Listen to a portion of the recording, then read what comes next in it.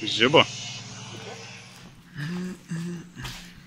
Tai ką, vakar perstačiau Supra biškį arčiau, kad čia tilptų dar vieną mašiną. Ir sustačiau Miatą žiemos miegui. Ką dar padariau, tai atsivežiau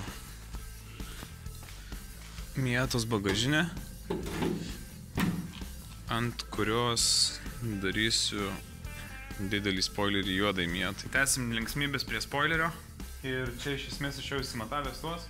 Tai galiu po biškį ruoštis laikiklius, kniedintis čia viską. Manau, kad pačiam laikiklį padarysiu 2 įpjovimus, čia ir čia. Ir turėtų, manau, leisti jam lankstytis. Ta patį padarysiu šitam ir šitam. Laikikliukų švelniai supjausčiau į šonus. Dabar jie žymiai lankstesni šitą kryptę. Turėtų visai tikt. Įsigrėžiau vieną skylę, dėsiu rimtas kniedės, kurios yra 4,8-16, šiaip iš esmės gali būti ir trumpesnis, nebūtinai tokios ilgos. Palauk. Nu, bandyk.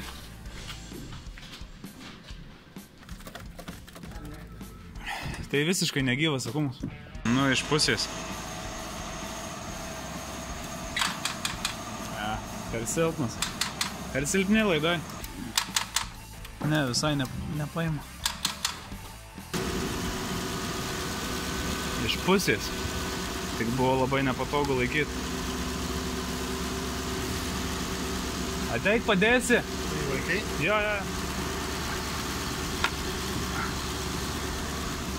Va, sistemėlė kokia.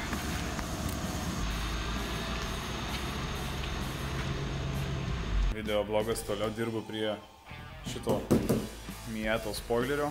Džiausiai linksmas dalykas, kas jam atsitiko, tai kai supjaušiau čia ir priknedinau, gavosi taip, kad laikiklis išsigaubė nemažai. Aišku, nekreipiant dėmesio į mano kreivą knedinimą, gavosi taip, kad kiekvieną žiūri kreivai, tai dabar ką reikės padaryti, ištiesinti juos visus ir iš šito šono sutepti stiklo audinio. Dabar įsigrėžiu skylės, prisuku kažkokią plokštelę, kad ištiesinti šitą dalyką ir tada šitą šoną sutepu stiklo audinio.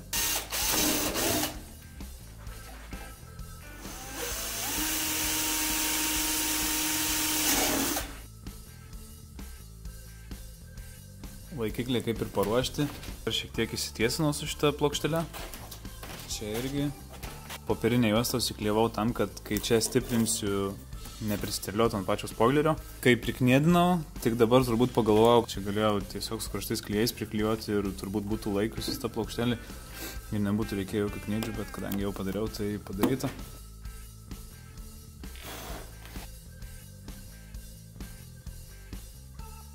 Kaip matot, jau viskas sudžiuvo, tai bus galima dabar nulupti plokšteles, apsipjauti čia kraštus, apsišveist tvarkingai ir kniedint antrą laikiklį ir gręžti kiaurai skylės visas.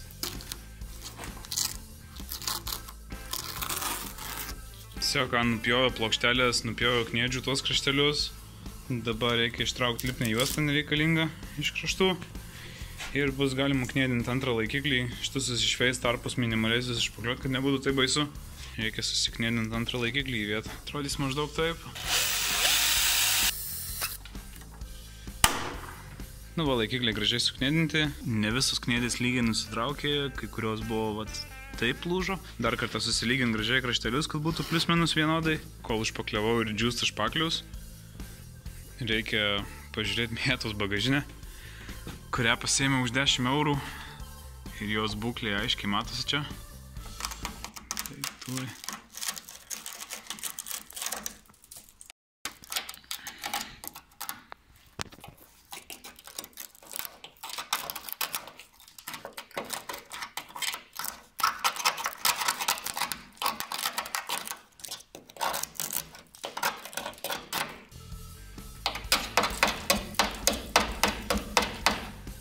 Šiaip pačios bagažinės tvarkingai remontuoti ir ją gelbėti, tai tikrai nėra tikslo, kai skylės tokios. Būtent tam ir pirkau šitą donorą, ant kurio galėčiau vienai žiemai suremontuoti ir... Tai pašveičiu, kad paviršius būtų šiek tiek grublesnis ir liktų šiek tiek mažiau rūdžių. Ir čia sustiprinsiu ir užlopysiu skylės su stiklo audiniu. Tai va, susitepiau visas rūdžių baisiausias vietas. Svarbiausia tai susitept buvo čia, kad galėčiau špakliuoti iš išorės ir kad kažkas laikytųsi špaklius. Nes čia realiai kiaura buvo, ten ne kiaura, tai tik tai užteks nušveisti, užpakliuoti ir turėtų būti ledas. Tai laukiam kol džiūsta ir keliamės į kitą dieną. Bagažinė jau išdžiuvo, stiklo audinys jau nebetepa. Dabar pagaliau bus galima čia susišpakliuoti. Jo, taip pat į pagrindą nušveičiau, jau nėra kažkokių plaukelių atsikišusių. Dabar svarbiausia sutvarkyti šitas skylės. Kaip ir minėjau, nieko nesistengsiu idealiai ruošti, tiesiog pašveisiu šiek tiek, kad liktų kuo mažiau rūdžių. Ir viską užpakliuosiu, nušveisiu ir nupučiu juodu gruntu. Visą jau plius minus nusivaliau nefrasu, tai nešiauši, čia tikrai nieks nemato, tai tik tai nupūsiu dėl bendros spalvos, kad nebūtų raudona, o būtų juoda. Ir kad ten nebūtų baisiai baisu. Aišku, apsiklijavau sriegius, kad lengviau paskui būtų prisukti.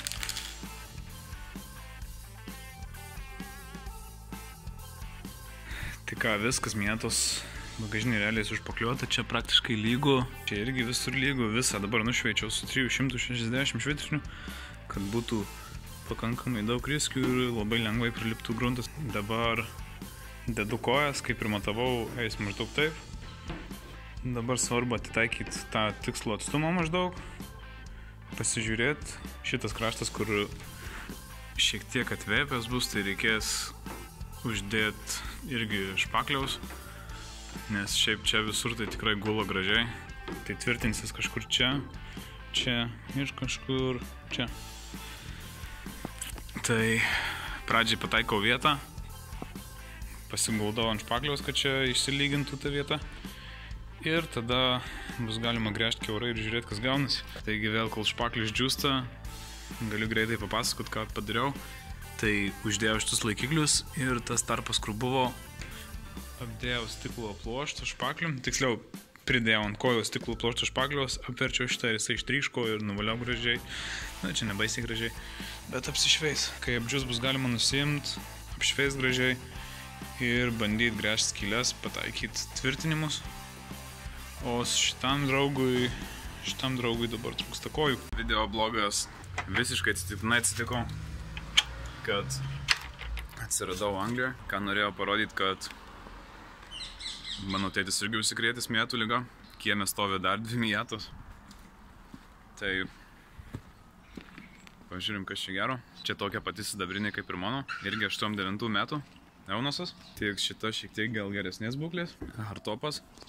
O šita tiesiog geros spalvos. Patys dažai labai lievi. Net raktelis apdažytas. Reikia pažiūrėti, ar kuriasi. Opa. Šiaip nėra baisiai baisu. Bet jau dažyta, tai pridažyta visokiam spalvom.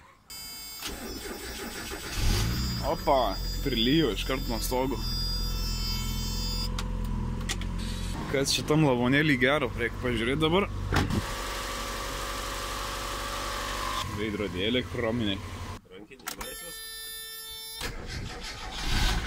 Pusė vertimų, prašau.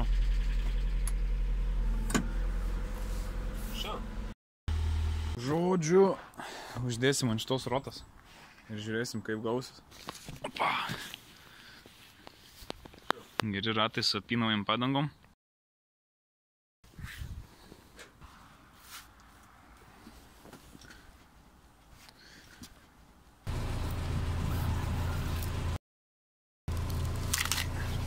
Nu va, Miata pagaliau atrodo panašiau, nebuvo jokių ženklelių, tai užklijavom lipdukų jaunuso. Esmė ta, kad šita ir šita abi dvi Miatos jau matosi, kiek čia laiko stovi.